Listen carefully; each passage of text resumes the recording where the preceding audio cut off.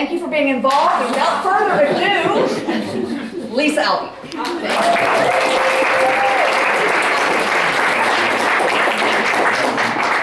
Thank you, Kristen.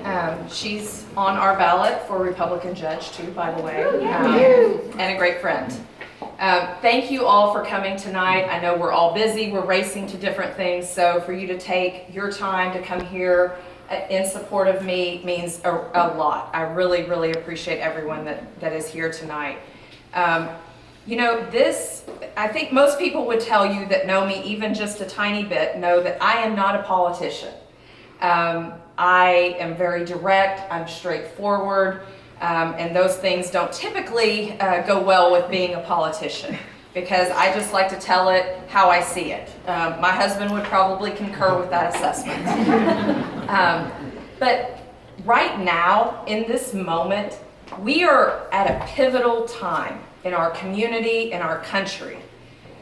We are standing here deciding, which way should I go? Are we going to stand up and be a voice for our children in our schools? Or are we going to let unelected educrats force a certain ideology on our kids? And that's really the choice that we have to make. This election is critical.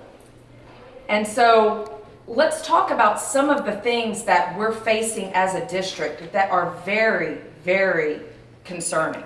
The first is the lawsuit. And that's part of the reason that I am running, because of my legal background and because I want to push back on the lawsuit that's filed against the district.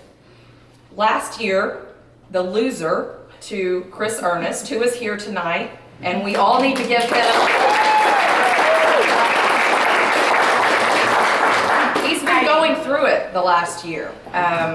And so this lawsuit seeks to transform our entire district from one that elects trustees, 7, who govern our whole district and look out for every kid in our district, to one that seeks to carve out little kingdoms where we only get to cast a vote for one trustee. And we all have common sense, and we know what that's going to look like. It's going to look like HISD. It's going to look like Congress, where everyone fights, there's dysfunction, there's backdoor deals, things done behind closed doors that we don't know about. And at the end of the day, that's just bad for our kids. And that's what we have to fight back. What is our board now doing about that? Well, except for Chris, they're silent. They don't tell us if they're pro at-large districts. They don't tell us if they're pro S&D. They are elected officials, and they refuse to say what their position is. And that should make everyone here angry, that they have the nerve to not tell us their position after they were elected to represent us. That's just fundamentally wrong, and it's not democracy. And I would never, ever do that. You will always, always know where I stand. But aside from the lawsuit, there is curriculum. I know that we all saw when Zoom came into our living rooms to teach our kids, we saw not only the social justice agenda that is shoved down our kids, but also just the curriculum that's not rigorous anymore. It's watered down. Every school in our district doesn't follow the same curriculum. So the kind of education you get depends on which school you're zoned to, and that's just wrong.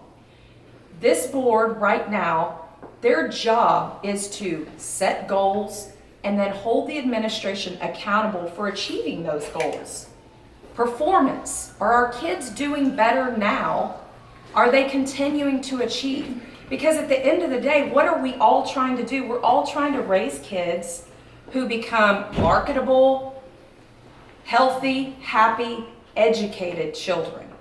And that's why we are standing at the crossroads right now. Last year started a movement, I think, and that was with the election of Chris Ernest. And there was turnout that had never happened before. Over 9,000 votes. Doesn't seem like a lot in the grand scheme of things, but compared to the 1,000 votes that typically showed up, That was an enormous turnout, but we've got to do even better this year because we now have 3 open seats. 3 people that can join Chris and help him make these fundamental changes that we need to make. The other 2 candidates are here. Where's Caroline? Caroline, she's running. All needs to give her our support. John Perez just walked in. And we are trying to make these fundamental changes to fight for the education in our district.